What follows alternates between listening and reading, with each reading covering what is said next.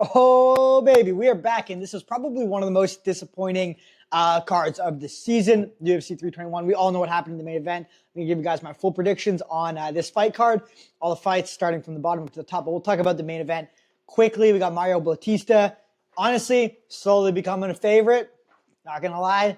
And then obviously like the whatever the fuck happened in the main event. I don't want to talk about the main event too much. We will get into it, but right off the bat, it was just one of these things that just sucks for everybody.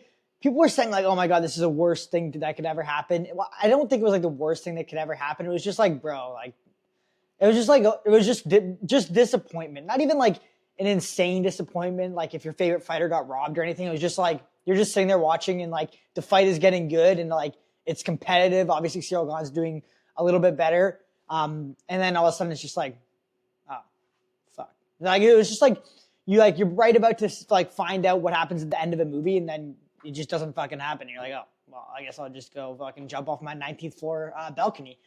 But yeah, it is what it is. We'll dive into it a little bit deeper at the end. Timestamps is always down below, so you guys can go skip, for a Jandaroba. Maybe we got the first fight of the night. You guys want to skip that while I talk about that shit? Absolutely, timestamps are there. We are going to start there, though, with Jacquelyn and Umar versus Mizuki. I barely watch either of these guys fight at all, and I picked Jacquelyn. To be fair, I did awful on the predictions this fight card. Last time I just went with all the Canadians and somehow it worked out for me. This time did pretty dog shit, but we'll actually count them up.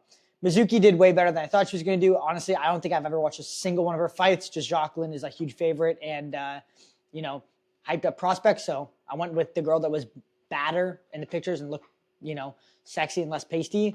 L on my part. That was my bad. Didn't know Mizuki's game. Wasn't familiar.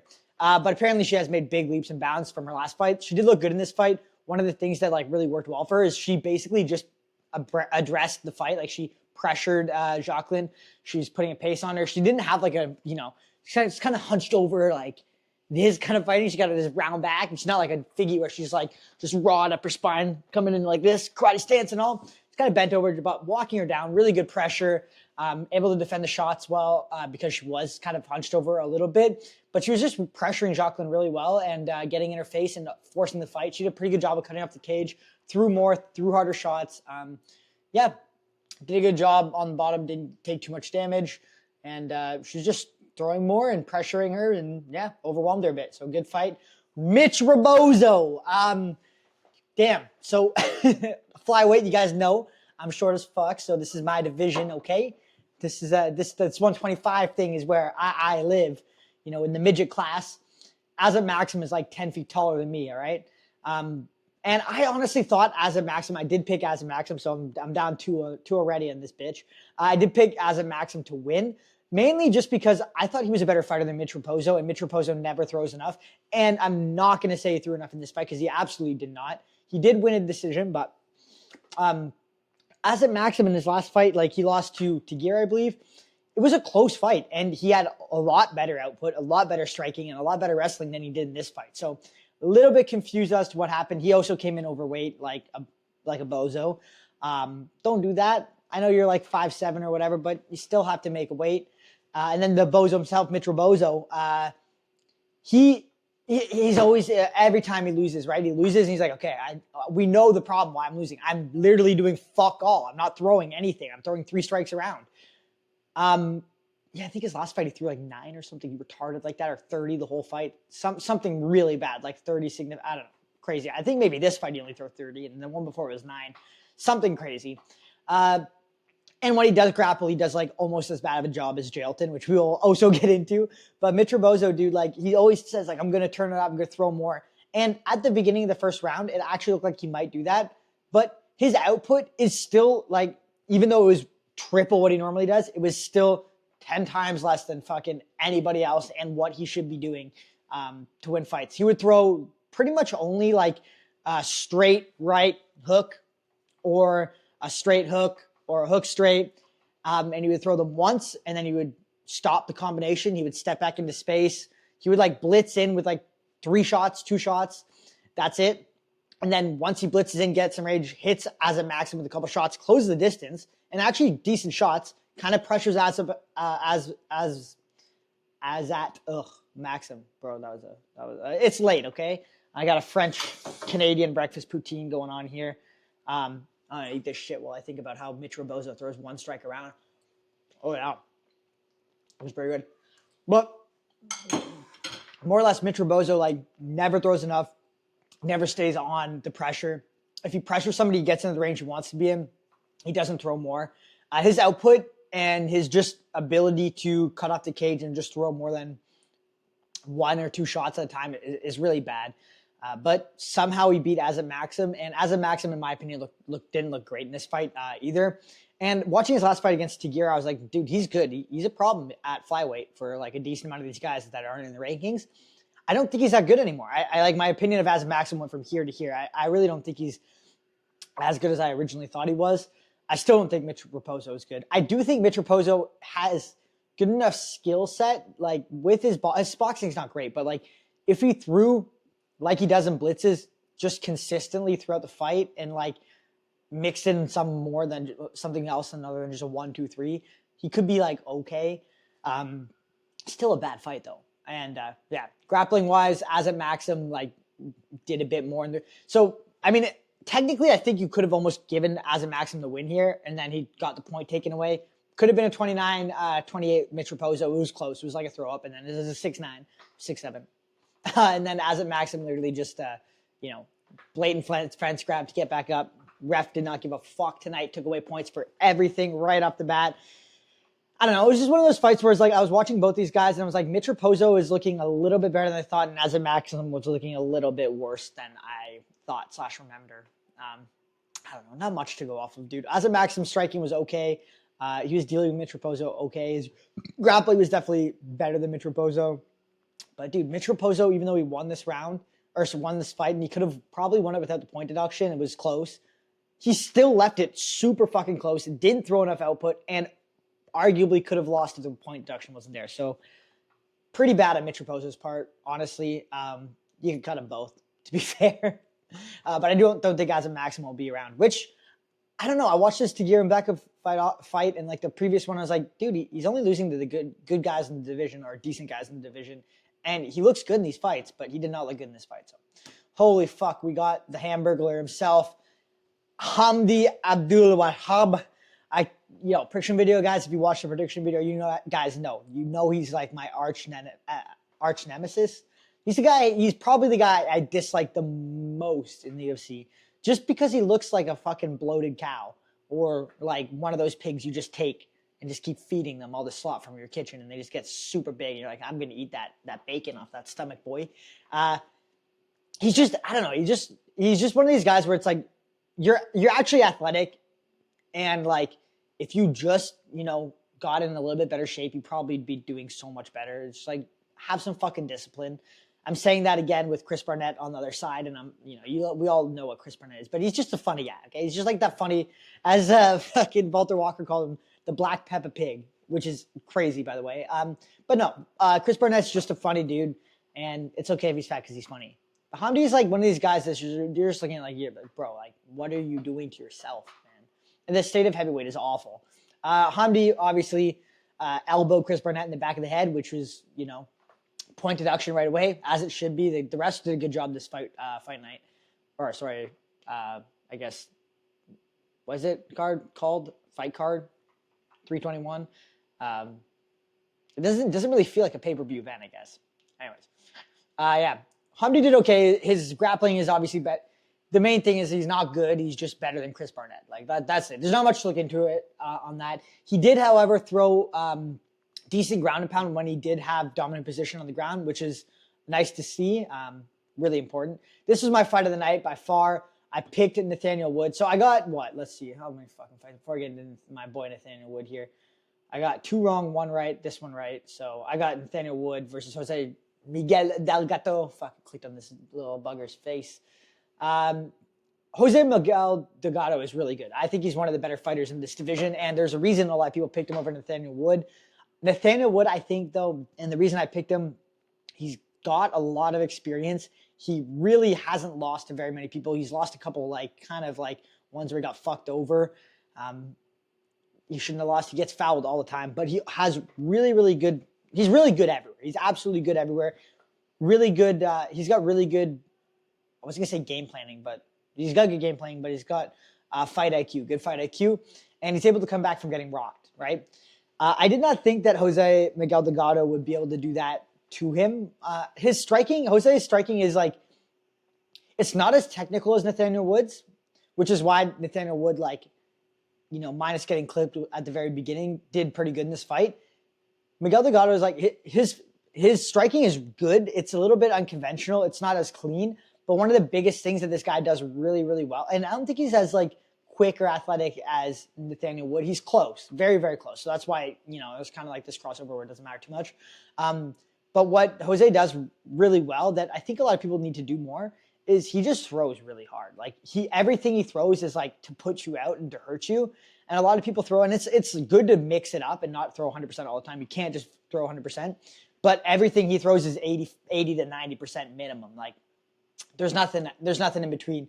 And almost everything, he's very creative. He strings things together. He's unconventional. He switches stance as well, Jose.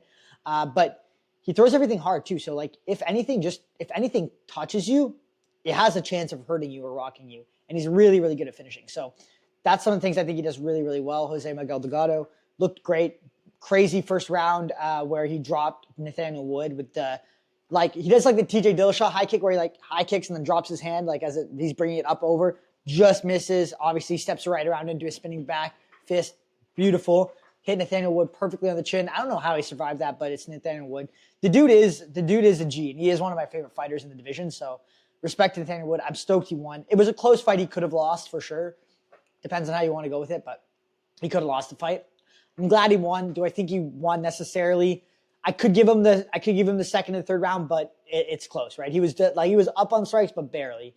Comes back. Nathaniel Wood comes back after again, crafty ass vet recovery strategy there. Somehow makes it out of the firing squad that's Jose Miguel Delgado after he gets hit, and rocks Jose, drops him, gets back into the fight, and survives the round. Lost the first round because he was getting outstruck a little bit at the beginning, and Jose's landing better shots. Second, third round, Nathaniel Wood, crafty experience. One of the things he did really good is he was walking Jose down. He was the guy that was pressuring forward. He was the guy that was coming forward. Good optics for the judges. A lot of people don't understand that, which is just the first fucking thing you're taught when you do Muay Thai is like, if you're not the guy coming forward, you're the guy losing. Obviously, we have people like Jose or Izzy or whoever like to strike on the back foot, but if it's really, really close and, the striking output numbers are like a little bit against you or it's very, very close round and you're the guy that's going backwards the whole time, if it's a tie and you're the guy that's going backwards, you're going to lose. That's literally what it is. So, Nathaniel Wood did a really good job of pressuring Jose, and he landed some good shots as well, some clean shots, some big shots. Jose's shots did have more power and a little bit more thud to it, but there were a little, just a tiny bit fewer and far between second and third round, and Nathaniel Wood managed to get a win. I'm happy for him because he's got fucked over in other fights, and this dude deserves a win. He deserves to be up there fighting the best guys in this division because he is one of the best guys in the division. And I think minus a couple of those hiccups, because Andy also moved up to 145. He's up there, but he's small for 145. He looked small in this fight. Looked good, looked technical, looked a bit small. And the problem is how does he do against some of the bigger guys in this division? Because there are some big guys in this division. But then again, he's probably the same size as Ilia Topuria, right?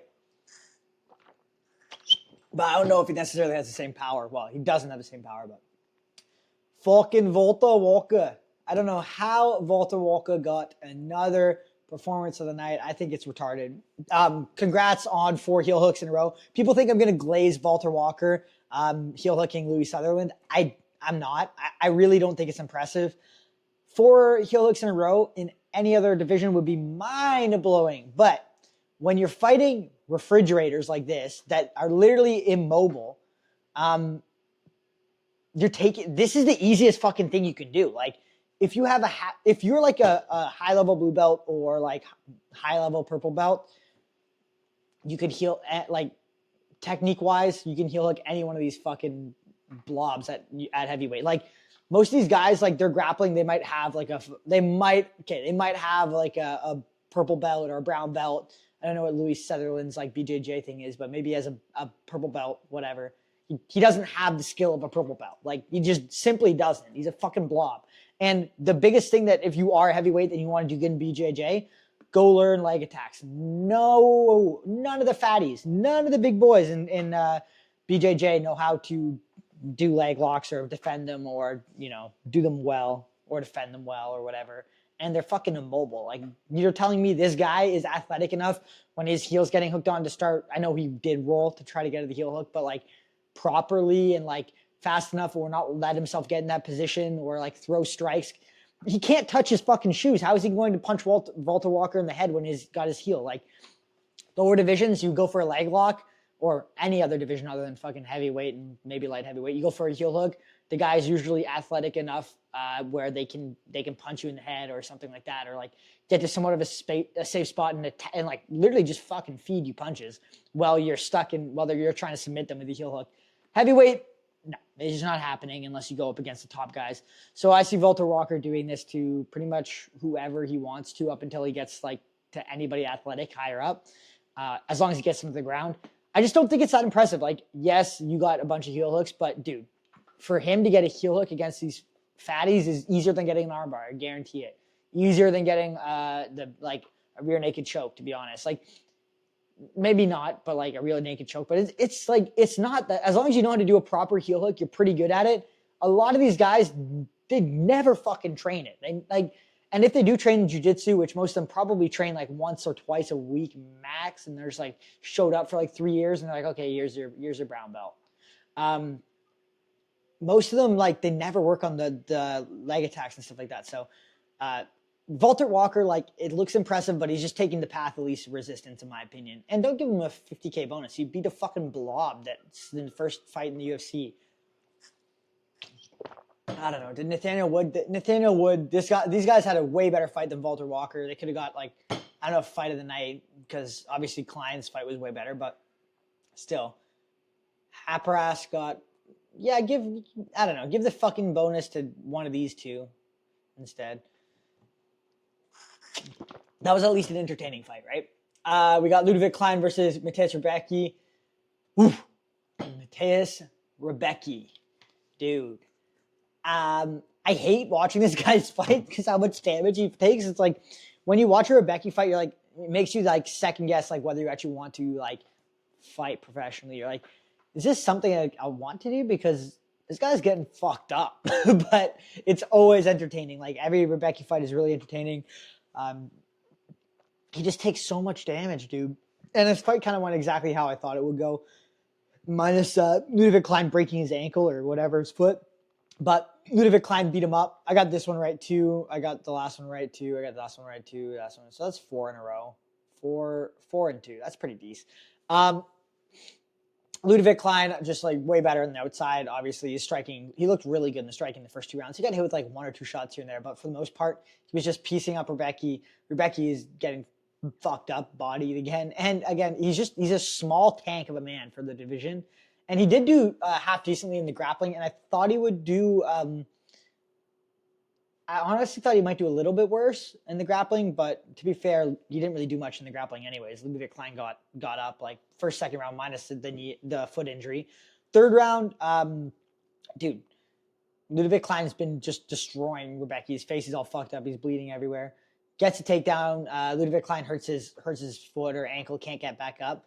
Rebecki, honestly, again, the one thing I like about this guy is he's not ever slowing down. Like, he's going to win a fight no matter what. Like, we always talk about it on the channel, like people that they don't try to win the fight. They're behind in the scorecards, and when the third round comes and they just go there to like point fight and not like put themselves in the fire. This guy always will put himself in the fire to try to give himself a chance at winning the fight. It's on the ground. He's just absolutely trying to smash Ludovit Klein. Ludovit Klein's throwing up elbows from the bottom, nasty elbows too. Cut Rebecki. I don't think I've seen somebody bleed as much as Mateus Rebecki did in that third round in a long time. Like, dude was just leaking blood everywhere to the point where I was like kind of concerned, like if they should check on him, because he lost like at least like more than this water bottle full of blood in just the third round alone. Like he was leaking blood all over Ludovit Klein, but didn't stop for 1 minute, just trying to throw elbows, trying to get Ludovit Klein out of there. And he came damn close, dude. Good on Ludovit Klein for like staying safe enough to make it through that third round. Obviously, he wasn't able to stand up, but yeah, tough fight, tough round. Good win from Ludovit Klein. Last round was scary, but he did enough to win it the first 2 rounds. So, and Mateus Rebecki, dude, he takes so much fucking damage, but always an entertaining fight. And he's pretty good. Like, he doesn't lose to bad. Like, he only loses to good competition, but he does take a shit ton of damage no matter what kind of fight he's in. Kremeliskerov versus Jung-Yung Park. I got this one right too. So what is this, 5-2? This wasn't near as close as, or this wasn't. This was way closer than I thought it was. I thought Kremeliskerov could kind of just do what he wanted to. Jung-Yung Park, I thought he would be able to, piece him up on the feet and just handle him in the grappling. Quite close. Jung-Yung Park, whatever you want to say it, how you ever want to say it. He's kind of like a crafty vet, right? He's actually not bad. He's pretty well rounded. He did a good job in the striking in this round, in this matchup. He was still a little bit behind, but you could see in the later rounds he was starting to catch up. Kremeliskerov was getting tired, bro. But he mixed in his grappling. He didn't use just stand up as he's been in pretty much all his other fights in the UFC. But he mixed in the grappling. His grappling looked pretty good. Like, actually on the ground, jiu-jitsu wise, looked okay. Shots looked okay. Like, not amazing, but okay. But he's definitely not at the point where, like, some people are talking about where he's like a really big prospect for, I guess, this division.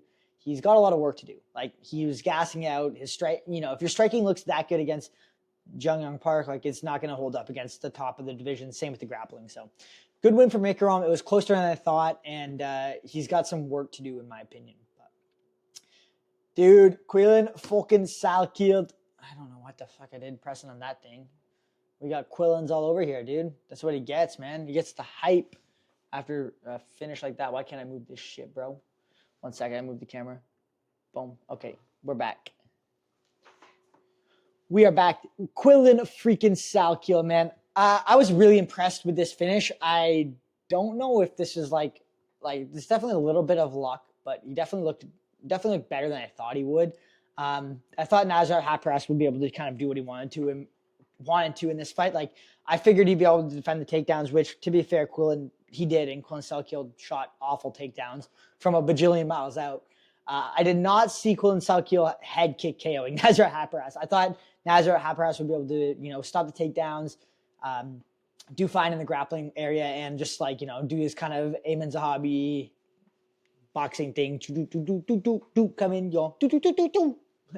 Unfortunately, he didn't even get a chance to get there, dude. Quillan Salkilld threw up the big old head kick in that Southpaw Orthodox stance and just bodied him. Bodied him. I think I was talking about this in the Nathaniel Wood fight, but a lot of guys in the UFC still, and again, I get it because a lot of people, you train big gloves, you want to block like this, like you'll block here. It's even if it's not enough. It's not. I talked about this in the prediction video for this fight. It's not enough. You cannot block shit like this. If it's your last line of defense and you can't get, I think ideally, no matter what, you should be getting out of the way of a strike, right? If it's a big overhand, don't block a big overhand like this, right? Don't just, boom, boom, boom, boom, block. You should try to get out of the way, slip, roll, whatever. But your first order of business should not be to block it. It should be to get out of the way. And a lot of people, they go to block. And it's just the problem is, like, with small gloves, it's not going to stop it. You're going to get, maybe it'll stop it from KOing you clean, but it's still going to rock you. This time it did fucking stop shit, dude.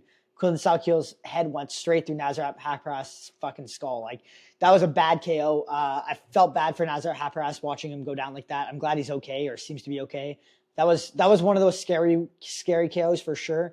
And it's just one of those ones where, like, you're kind of in the moment, and, like, also a surprise head kick comes out, and he's blocking it, but his hand's here, right? And, like, it catches his fingers and up, but, like, these things aren't going to do shit against the head kick. Like, it's just not.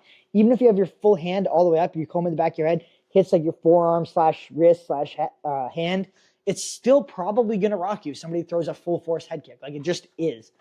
So I think a lot of people need to kind of consider the fact that, like, hey, maybe trying to block a full on shin kick to the dome at full force with my freaking pinky is not going to cut it.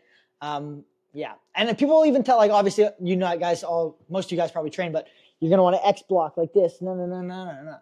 That's going to help, and that's a lot better than single-hand blocking. But there's a good chance if you go like this, you can still get absolutely rocked by a full force head kick. So a lot of people just need to try to get out of the way. Unless you're trying to step in and counter off of it and like really close distance, it's really hard to just like, you can't rely on this because yeah, maybe it stops it, maybe it doesn't. You just don't know. But nasty KO from Quillan Salkilld coming in on short notice. Big step up in competition. So I was a little bit worried for him, but he looked really good. I think it's time to put him in the rankings. And I'm not trying to say like Quillan Salkild's head kick KO was like luck. Like it was timed really well. It was a really good shot. And Nazar Hapras, like again, probably wasn't prepared for it wasn't quite ready. So he just did quick block, but like this is just, it's not going to cut it. It's just not going to cut it for a full on shin to the dome.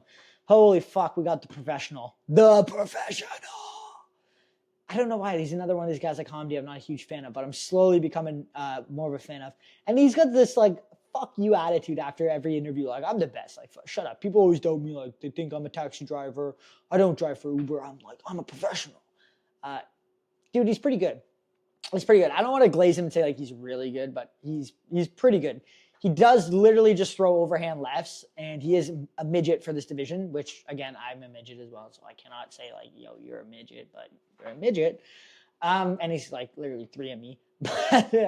Dude, when I came to predict this one, I said Alexander Rakik should win this fight. Problem is, he's a little bit chinny, and Mersakana always kind of sucks and is kind of losing, and then he just glitch in the system and he finds one shot and finishes somebody. And that's literally what fucking happened, dude. So I went with my common sense. I picked Rakik because I think he's a better fighter. He is a better fighter. He's way bigger. He's way more athletic. He's way stronger. He did make a couple bad decisions in this fight by stepping like into Azamat Mersakana's range, stepping down a level into literally a jab to get KO'd. And he is a bit chinny, but yeah, dude, I don't know. It's just one of these ones where it's like always Azamat Mersakana always finds a way to not fluke a win, but like kind of fluke. Like he's not winning the fight, and then he'll win. And this, to be fair, this first round from Azamat Mersakana and Rakik was close. It was a close round, and Azamat was doing pretty good. Like he was doing pretty good in the striking. Rakik was doing good with the low kicks and like fighting at range at the beginning. He looked huge. Like he's got to be one of the biggest light heavyweights. He's so jacked. He's so strong for this division. I don't know why he keeps getting chinned, but he does keep getting chinned.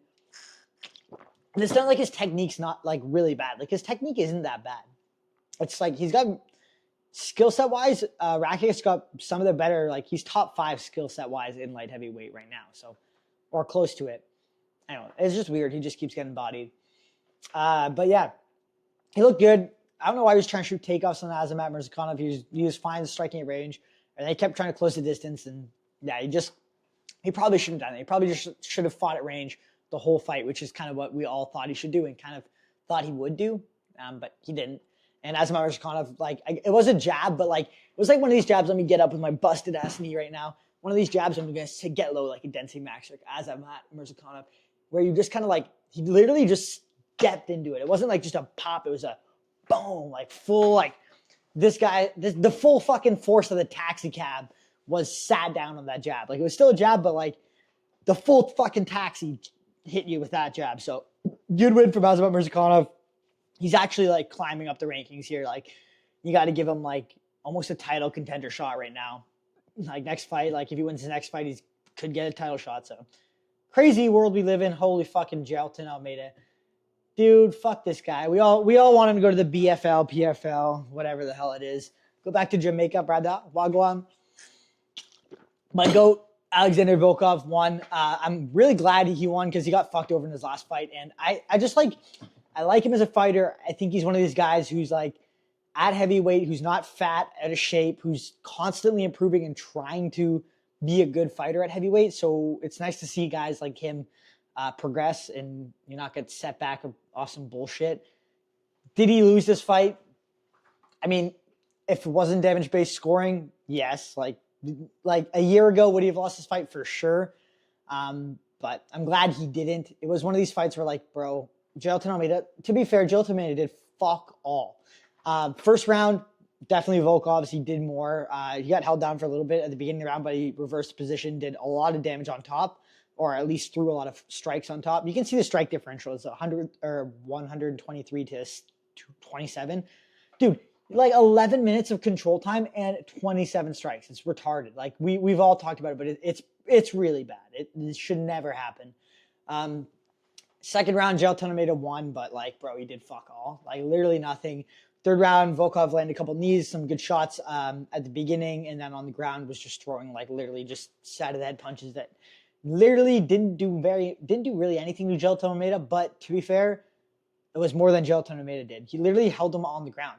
And when you think about a fight, like you have people like DJ and stuff, and I agree with them. Like if you're getting held down by somebody, you should be like the ref shouldn't stand you up. You should have to deal with that yourself, and like you are in a losing position. But if the guy is just holding you there and not throwing anything, is he really winning a fight? Because it's a fight. The whole point is to damage somebody in a fight, right? If you just lie on somebody, but the other guy's hitting you more times and causing more damage to you, although you're just holding them there, are you really winning? I don't think so. So it's good for Volkov to win. I did not think he was going to win until then they announced the scorecards, and I was like, oh fuck, okay, well, sick, but like, yeah, it was a shit fight, to be honest.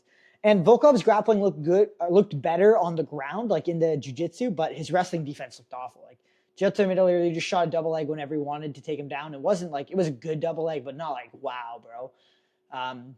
So yeah, Volkov has more wrestling defense to do and less jiu-jitsu to do, I think. More just like stopping the shot and stuff in general.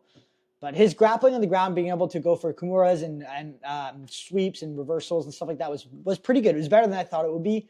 The actual takedown defense was awful. Umar Nurmagomedov versus Mario Bautista. Dude, I've always actually kind of liked Mario Bautista. Man, I think I said in the prediction that I do want to see him do well, and I do want to see him win this fight and move on up the division, because I do think he's a really good fighter. And minus his one fight against Jose Aldo, where everybody just literally went full anti-Bautista, like he is still a pretty good fighter, and he is entertaining. He's good. He's really good everywhere. And we saw in this fight, like he really does, like he really does go for it, right? And he's one of these fighters that really wants it bad. I think he's top level in the bantamweight division. He shouldn't, like, I think he was 9th coming in here or whatever, but I don't think he should lose any spot in the rankings. If anything, he should move up.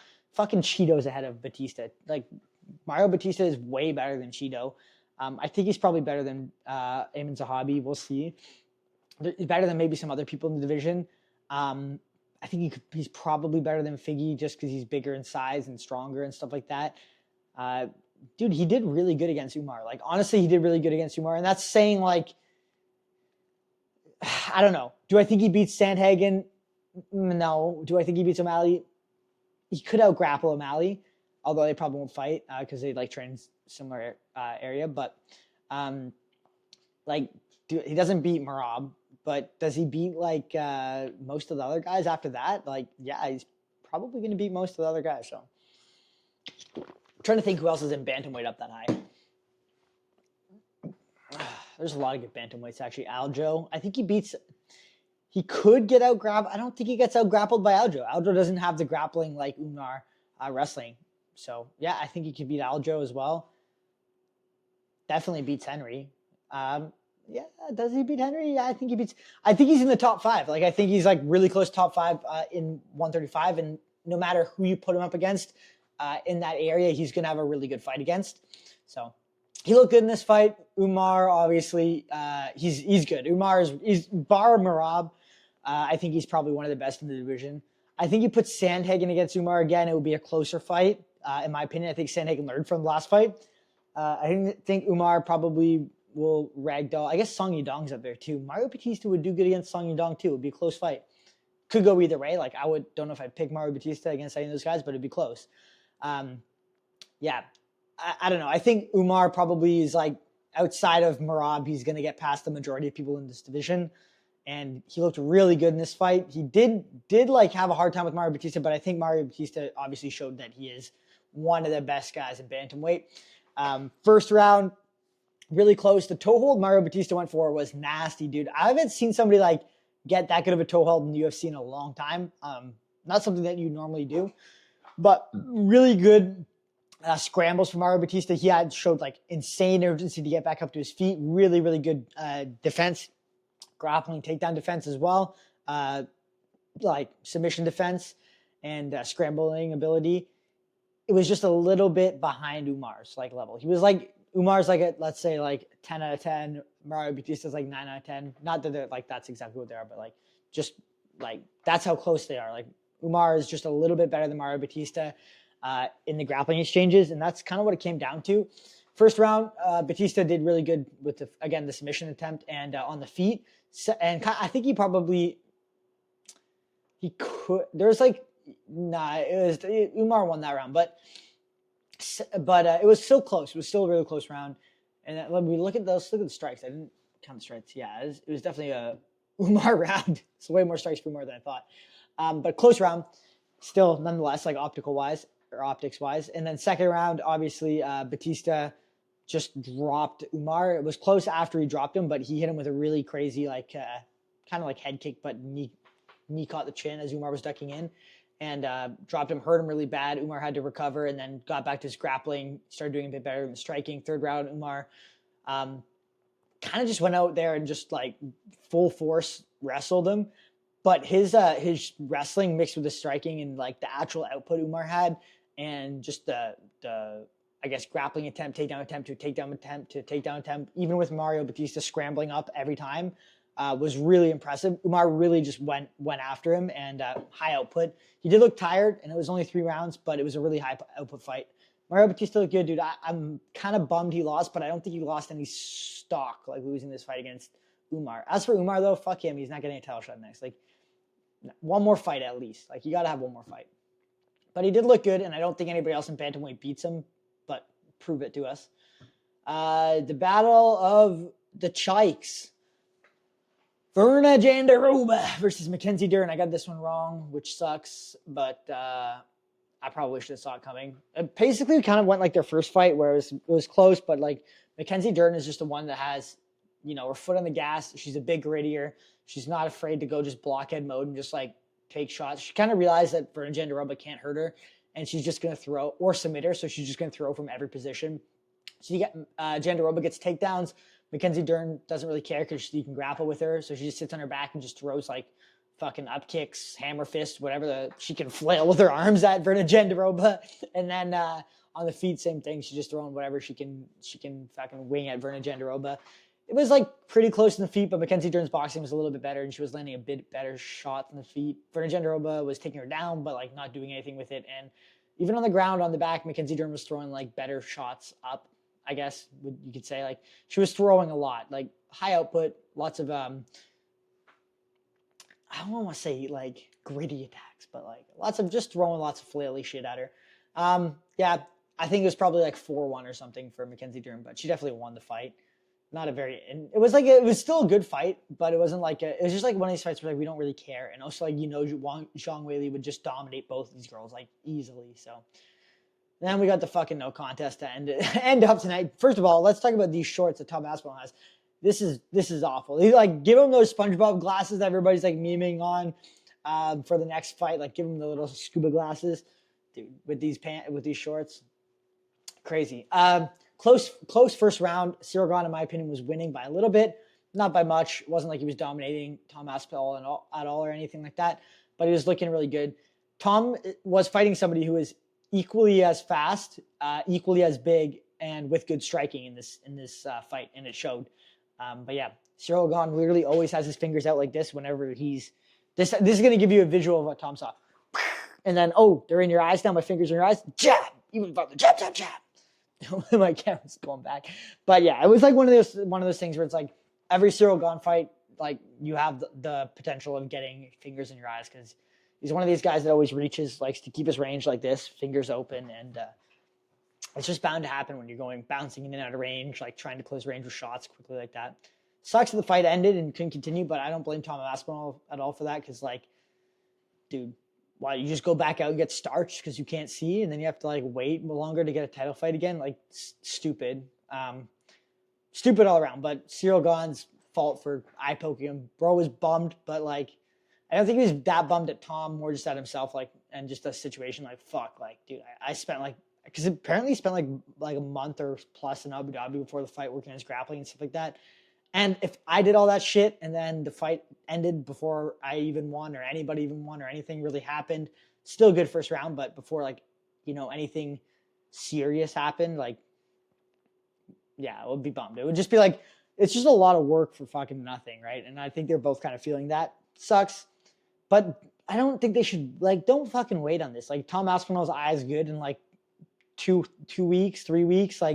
Throw him back in a month and a half. This fight should happen 2 months, in 2 months. Both of these guys aren't cutting weight. Let's be real. They're not cutting weight. As long as they didn't take that much damage, shin, arms, elbow-wise, whatever. Once Tom's eye's good, get the fuck back in there. You're not cutting weight. You don't need a training camp. You just had one. Just get this fight over with so we can move on. Close fight, though. It makes it more interesting to see who would win in the second fight. Because I did have Tom Aspinall winning, but it was closer than I thought in the striking. So, yeah. That was this card. Some weird shit. Pretty mid card, honestly. And with no main event, it was kind of awful. But, yeah. All in all, not too bad. I hope you guys enjoyed this video. If you haven't already, like and subscribe. Say that every time because that's what you're supposed to do, duh. All right, deuces. I'm out. Peace. Wait, I got to turn off the link here. Boom.